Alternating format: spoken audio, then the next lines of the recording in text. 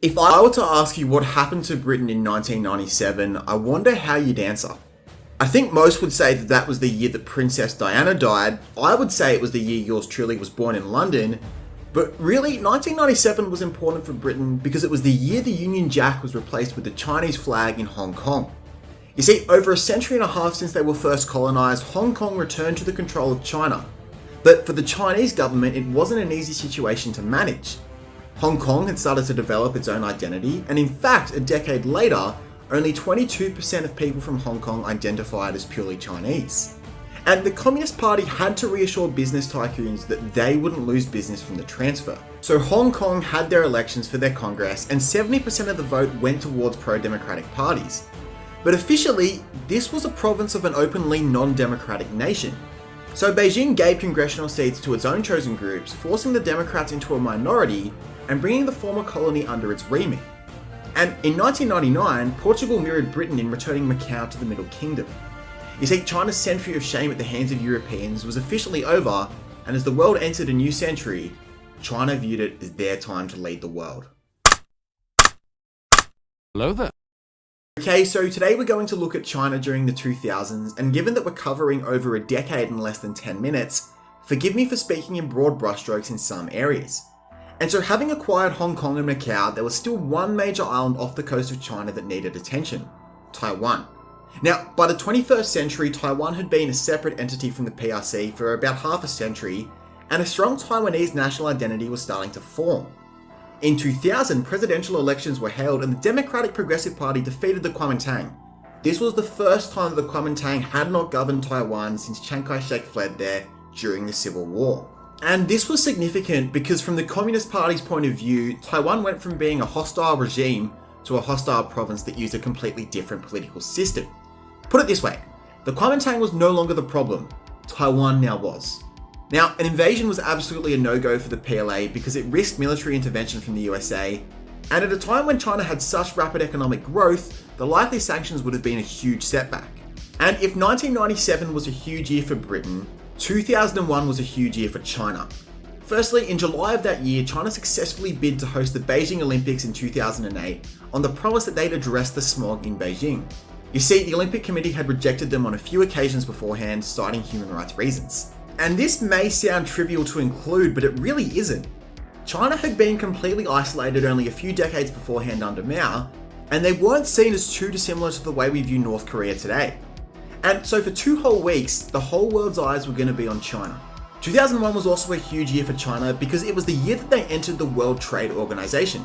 You see, since 1986, they'd had observer status, but now they were members and could easily enter trade agreements. Basically, this helped them to become the assembly line of the world, and America, Europe, and even Japan shipped partly made goods to be assembled for cheap. And if you look at China's output figures here, they certainly started to increase with Deng's reforms, but their nominal GDP exploded in the first decade of the 21st century after they joined the WTO. China's relationship with the US was also interesting. Though people were beginning to foresee their takeover of the US, the Chinese market was profitable to American businesses because of its cheap imports and China's funding of American securities. And though the two economies became more entwined, Bill Clinton still put some at least rhetorical distance between the two regimes when he criticised the government for its explanation of Tienanmen and right in front of Jiang Zemin said that they were on the wrong side of history. But by 2003, both nations had a new head of state. America obviously had George W. Bush, but China now had Hu Jintao, who we were introduced to last week. Now, for Hu, he didn't really enjoy the same degree of power as Jiang had had. Jiang kept the key position of chairman of the Central Military Commission, and he kept 5 members from his faction in key Politburo positions. Though eventually for Hu, he grew to have enough power to start moving his own people into the Politburo, and eventually, Jiang handed over the responsibilities of the CMC. And for Hu, one of the key hallmarks of his domestic policy was to lessen the wealth divide between the rural and the urban classes. Deng Xiaoping had once argued that some needed to get rich first, but by Hu's time, 2 decades had passed since that first era of reform.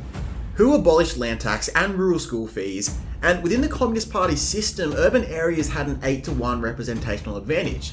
And Hu actually restructured the system so that that advantage was halved to be 4-to-1.